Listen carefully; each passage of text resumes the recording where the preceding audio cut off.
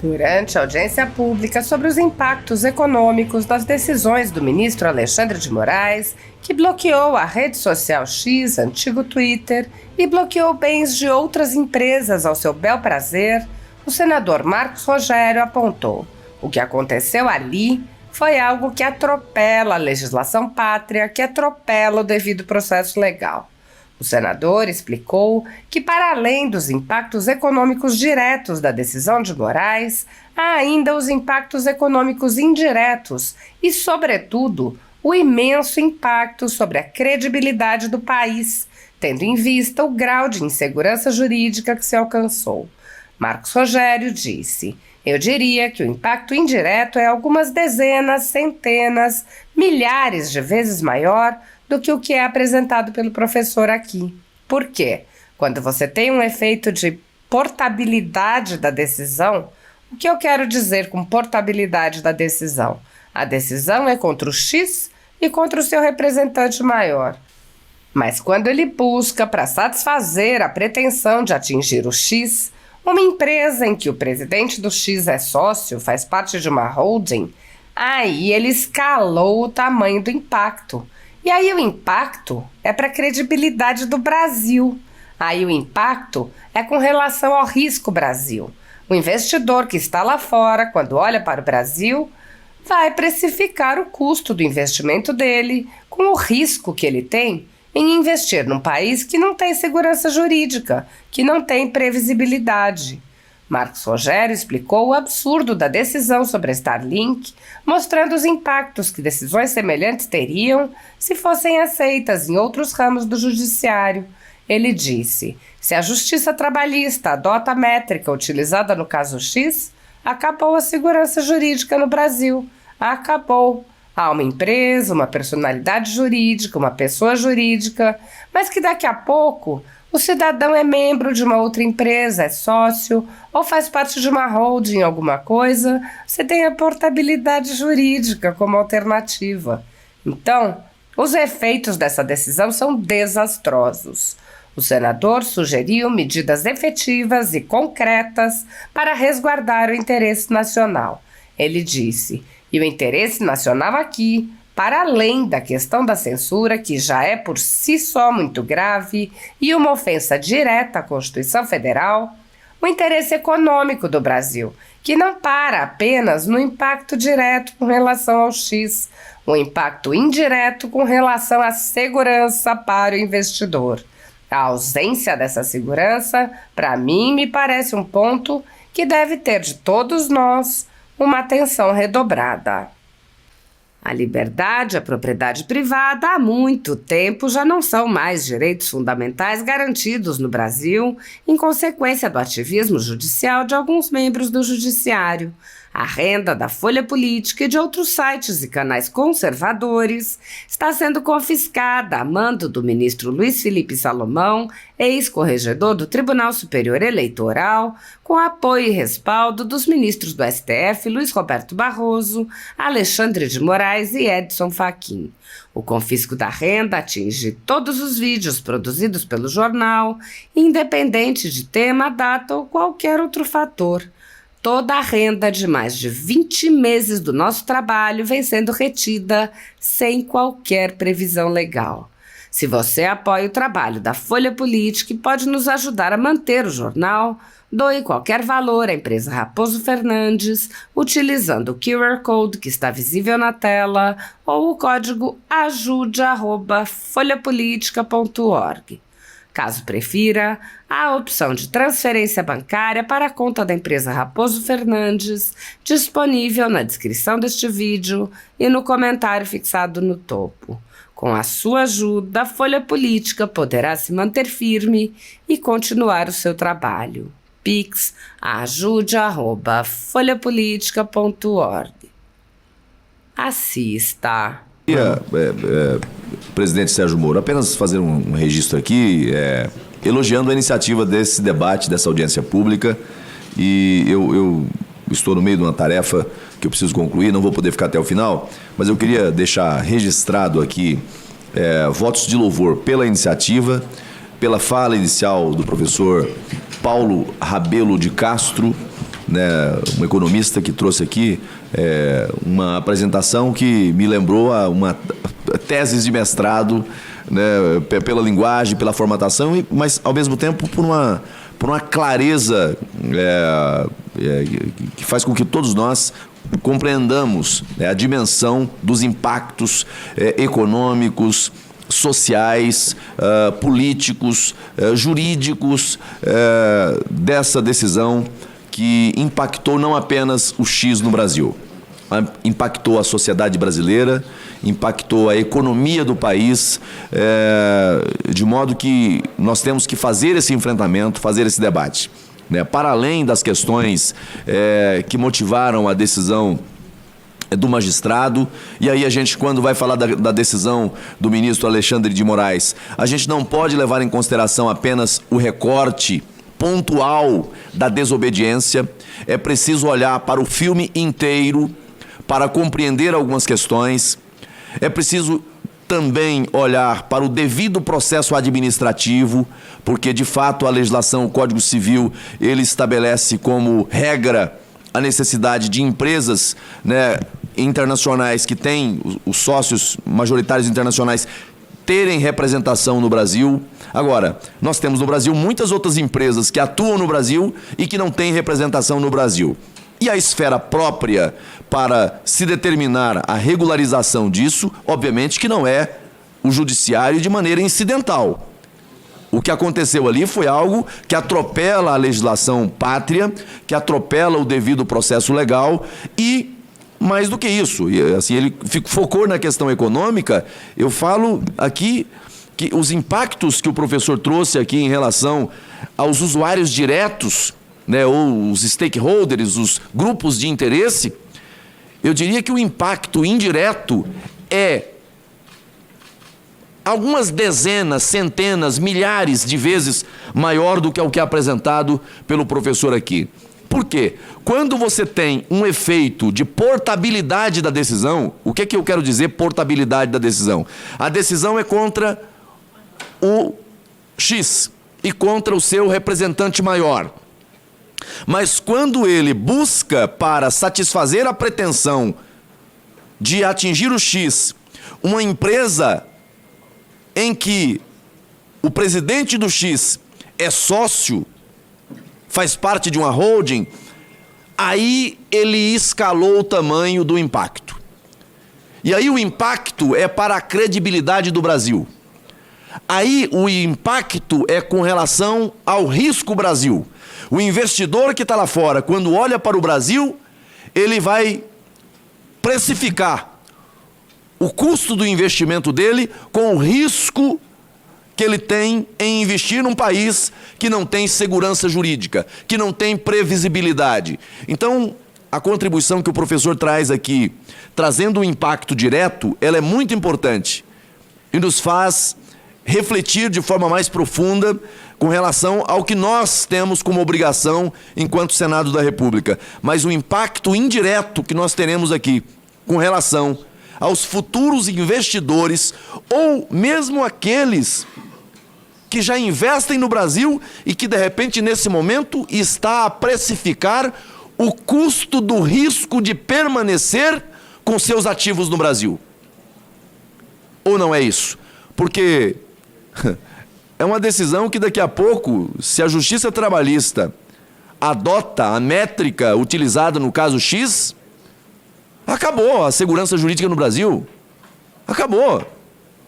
Uma empresa, uma personalidade jurídica, uma pessoa jurídica, mas que daqui a pouco o cidadão é membro de uma outra empresa, é sócio ou faz parte de uma holding, alguma coisa, né? Você tem a portabilidade jurídica, né, como alternativa. Então, os efeitos dessa decisão são desastrosos. E eu queria cumprimentar mais uma vez o professor Paulo por sua grande contribuição e por nos abrir a mente ainda mais com os dados, com as comparações, com a métrica que Vossa Senhoria nos apresenta aqui, e parabenizar a comissão por esse debate importante. E sugerir que a gente avance nesse debate e, após o debate, a par das informações, que nós estudemos, enquanto Senado Federal, enquanto Comissão de Assuntos Econômicos, medidas efetivas e concretas para resguardar o interesse nacional. E o interesse nacional aqui, para além da questão da censura, que já é por si só muito grave e uma ofensa direta à Constituição Federal, o interesse econômico do Brasil, que não para apenas no impacto direto com relação ao X. O impacto indireto com relação à segurança para o investidor, a ausência dessa segurança, para mim, me parece um ponto que deve ter de todos nós uma atenção redobrada. Mais uma vez, parabéns a todos os expositores. Obrigado, senador. Bom dia a todas e a todos. Agradeço as elogiosas referências. Com tantos predicados, vai ser difícil fazer as entregas no nível em que o senhor colocou o nosso currículo, mas, de qualquer maneira, vamos tentar. E eu gostaria, até imaginei que o senador Sérgio Moro fosse fazer alusão a isso, da urgência do convite, porque não só o assunto da suspensão do X em empresas coligadas é novíssimo, como também para fazer uma análise, como o economista gosta, que é uma análise baseada em fatos e principalmente em dados, existe um desafio inapelável, que é o tempo para fazer o levantamento de todas as informações necessárias a não ficarmos só no debate, vamos dizer, embora lógico, mas meramente conceitual. Então, eu peço desculpas e já deixo claro ali que essa análise de impactos é uma avaliação preliminar. É uma avaliação, eu diria, até corajosa, porque ela prefere incorrer em algum eventual desvio de valor efetivo da conta que nós vamos fazer do impacto econômico dessa suspensão, mas pelo menos atendemos ao convite da CAI e nos dá um prazer e uma honra muito grande. E aproveito para, então, também cumprimentar todos os senadores, a figura do senador Flávio Bolsonaro, que também está aqui na mesa, e demais senadores aqui presentes e colegas que também nos acompanham e que participarão do debate. Vamos, então, começar fazendo uma apreciação do que será o âmbito dessa minha fala. A natureza dos impactos desta decisão de suspensão das atividades do X, incluindo empresas coligadas no mesmo grupo, trará inúmeras considerações no campo jurídico, portanto, principalmente constitucional, dos direitos fundamentais, não só pessoais como de empresa, mas o economista se aterá às questões fundamentalmente no campo econômico. Então, já ficarei depois de plateia muito curioso de ouvir também as outras fundamentações. Haverá impactos, e já ocorrem, diretos na empresa. Esse é o que normalmente a gente consideraria para fazer a conta. Empregos prejudicados, lucros cessantes e, no caso da suspensão também da Starlink, impactos de empresas do grupo. E eu já faço a ressalva, nem cogitei de fazer essas considerações, porque nós teríamos que começar a levantar dados sobre a quantidade de usuários da Starlink, o valor desses serviços prestados. Acho que é uma linha de trabalho, senador Sérgio Moro, muito interessante ser pesquisada, mas com outro tempo, um outro time, se a própria CAI tiver interesse, nós poderemos continuar aprofundando isso. Existem os stakeholders. Esse é o assunto que nos parece mais interessante. São milhões de usuários. O senador Sérgio Moro mencionou 22 milhões de usuários, nós vamos chegar nisso. São usuários regulares e os tais usuários premium. E existem também efeitos, diria, terceiros, que são aqueles que ocorrem na cabeça dos investidores externos, tanto aqueles que aqui já estão, quanto aqueles que têm perspectiva de vir para o Brasil, porque nós passamos a ter dúvidas quanto a esse precedente, aí no campo jurídico, quanto a uma suspensão surpreendente, e surpreendente na mão pesada que aparentemente ela apresentou, ou seja, eventualmente o caráter não módico da mão do julgador. E também um efeito, isso é muito importante no campo econômico, mas difícil de ser avaliado a priori, que são os efeitos sobre expectativas. E aí expectativas tanto do exterior quanto do Brasil, quanto a segurança jurídica daqueles que estão dentro do processo empresarial brasileiro. Nós temos segurança quanto aos contratos, nós temos segurança quanto ao nosso CNPJ, senador. Então, nós vamos nos ater, notem bem, apenas a um dos 4 blocos dessa avaliação possível, que são os stakeholders. E, portanto, quando chegarmos a um número, vamos dizer, preliminar, embora final, tenham em mente que a natureza do custo total da suspensão é sempre algo mais ou algo muito mais do que isso que nós estamos calculando. Então, o que é que fizemos nas primeiras horas depois do pedido urgente do senador Sérgio Moro? Um mapeamento de informações. Ela já foi muito útil, porque, em primeiro lugar, e isso já é um aspecto muito interessante, nós estamos muito sensíveis para a questão do efeito mordaça, ou seja, a impossibilidade de um usuário se manifestar, exercer o seu direito de livre falar, a livre expressão.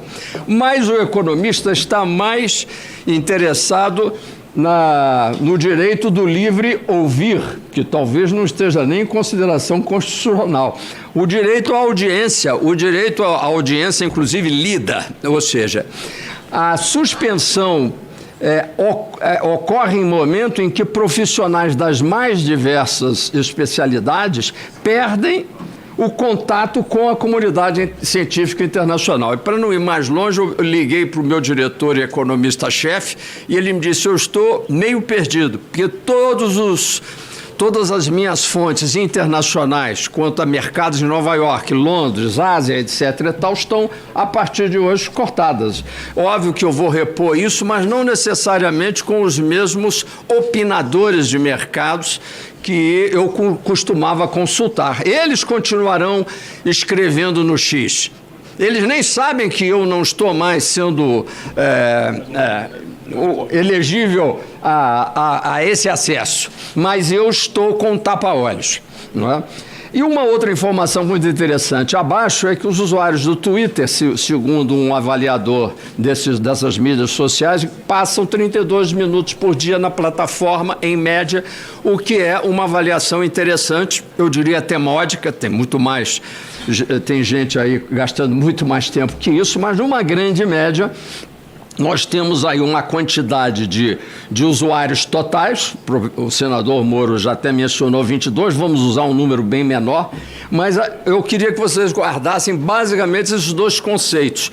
Não se trata simplesmente de haver um julgador cortado fofoca numa mídia social. Não. São trocas científicas, informações, às vezes, também do dia a dia, sobre clima e sobre outras informações importantes no agronegócio, na indústria, etc. e tal, todas absolutamente cortadas, e mais pelo efeito de não poder acessar com os olhos, ou seja, o efeito tapa-olhos, nem tanto o efeito mordaça, que é um efeito que sensibiliza mais no campo jurídico, você não poder opinar, mas ao economista interessa um pouco menos do que o de aprender.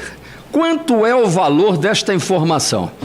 Já falamos, portanto, que existe um valor das informações bloqueadas, que eu estou chamando de VIB, valor de informações bloqueadas, que nós, economistas, precisamos atender ao senador Sérgio Moro e tentar colocar um número nesse valor.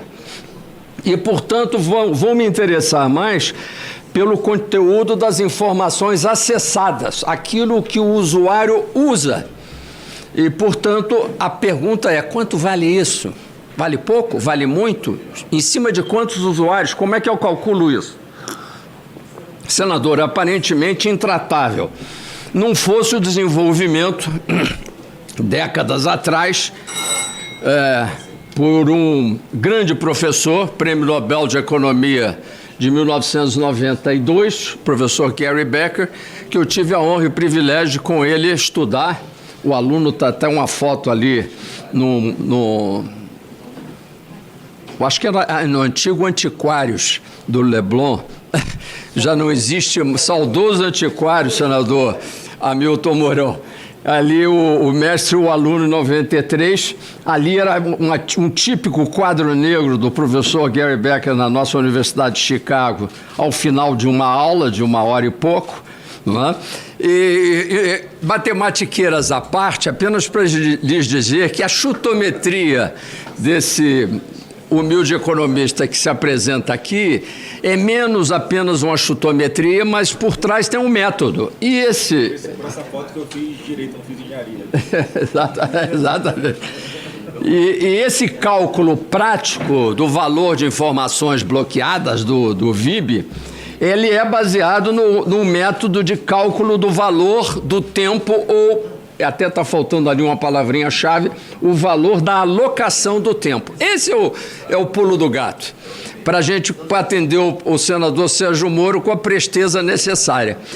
Nós vamos medir esse valor da informação pelo valor do tempo que o usuário gasta para obter a informação, independentemente do valor cogitado daquela informação econômica ou científica, etc. Isso seria muito mais difícil de apurar. Mas o valor do tempo, em média, desse usuário, sabendo que ele gasta 32 minutos, pegando o rendimento médio dos brasileiros, aí um rendimento que alguns dos senhores e senhoras já diriam assim, mais 2.800 por mês, não é exatamente o perfil desse usuário que usa o Twitter econômica, negocial e cientificamente, não, mas aí vai ter gente com menos de 2.880 e vai ter um grupo mais reduzido de pessoas de renda média de 15 mil, 20 mil e que vão gastar às vezes meia hora ou às vezes até 1 hora.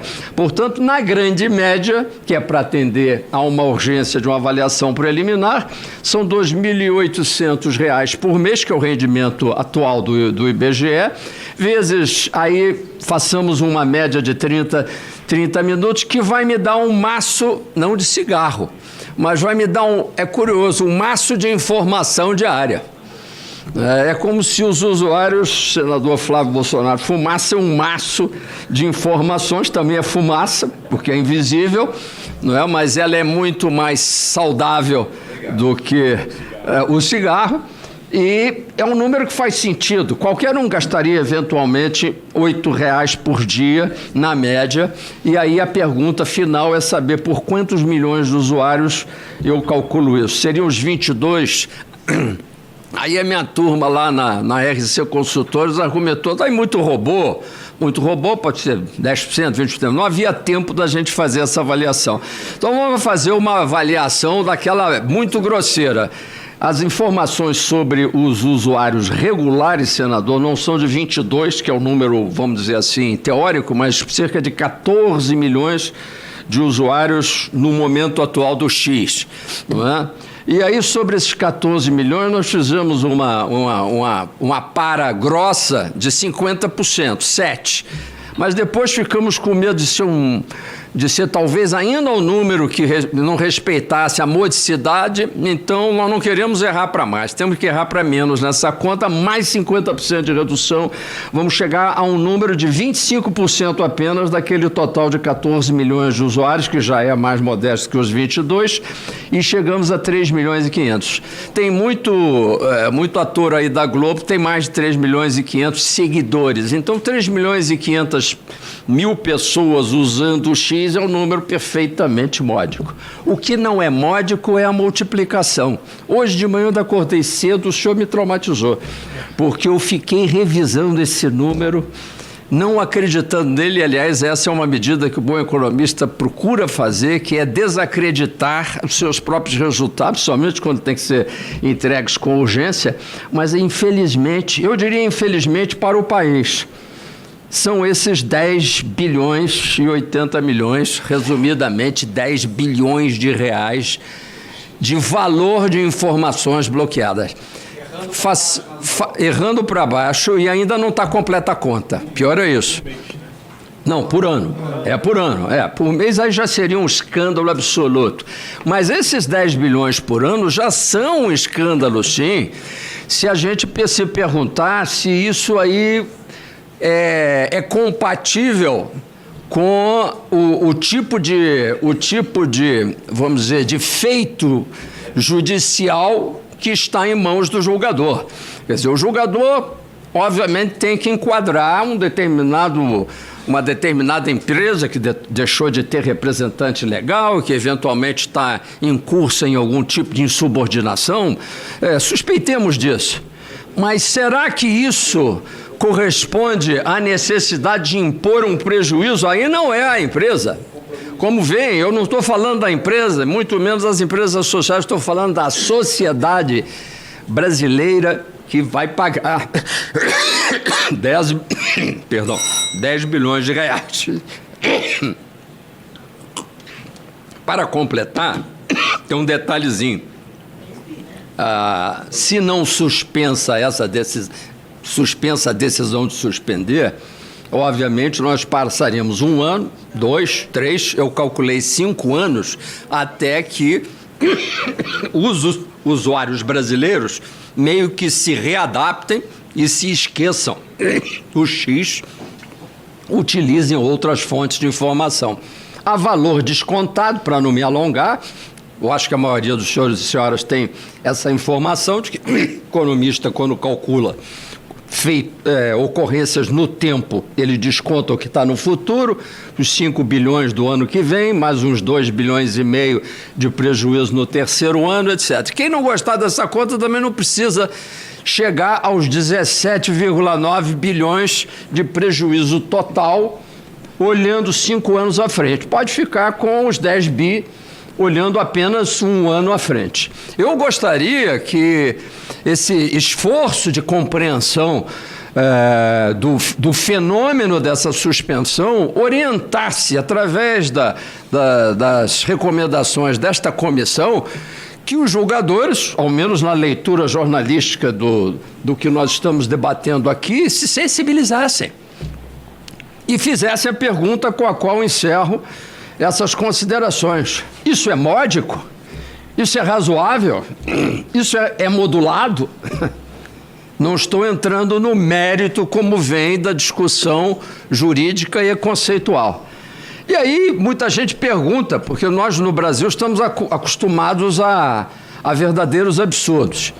Eu coço a minha língua para falar nisso, não falo, mas não consigo, falo, lembrando que um país que está acostumado a ler que gasta 850 bilhões, que é o custo atual, de juros, de rolagem de uma dívida pública, sem fazer uma reunião aqui nesta CAI, já provocação às senhoras senadoras e senadores, que examinem a natureza desses 850 bilhões que os brasileiros têm que pagar anualmente, quando chega no dia 31 de dezembro, a bandeirada troca e nós temos que gastar outra quantidade de 800 e tantos bilhões de juros, mas nós não debatemos isso porque o orçamento relevante para o Congresso Nacional é só o orçamento primário.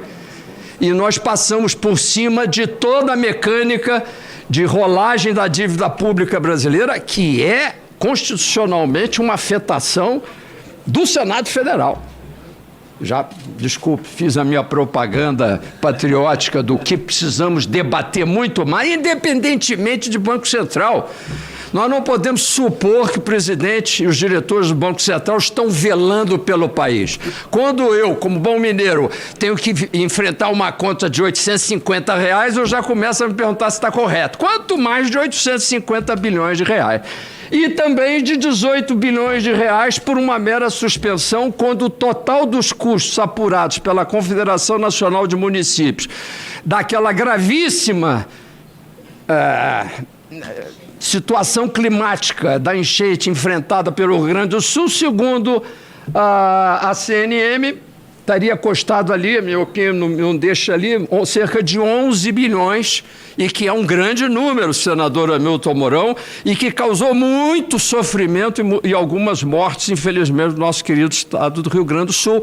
E, no entanto, o cálculo final é inferior a uma única canetada, numa única manhã ou tarde, de uma decisão de um julgador. Olha, isso é que é poder. O resto é brincadeira. Então, eu concluo a conclusão, para não me alongar mais, com 3 frases de reflexão, que eu considero que essa destruição de valor da informação, ou seja, esse VBX, parece ser muito superior ao efeito de recompor o império da lei. É porque houve algumas declarações na imprensa, eu li, que com o império da lei, quer dizer, ele é uma entidade sacralizada e sobre a qual pagaremos o preço que for, inclusive, eventualmente, a morte de todos os brasileiros. Não é bem assim. Né? A manutenção do império da lei é essencial na sociedade civilizada, mas ela exige uma modularidade dos preços a pagar por isso. Segunda reflexão é que um VBX da ordem de 10, se queiramos, ou 17, se a gente aprofundar, por 5 anos de suspensão, não soa como uma multa eficiente. Estamos aqui na presença de pessoas que já aplicaram multas. Um dos aspectos essenciais da multa é uma relação com o feito.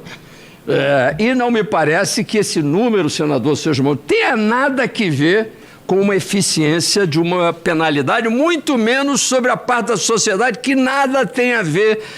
Ela simplesmente estava usando a informação. Portanto, concluo dizendo a todas as senhoras senadores e senadoras, agradecendo pelo convite, que a sociedade brasileira continua pagando muito caro pela repressão que faz ao direito à informação no Brasil. Muito obrigado a todos. Muito bem.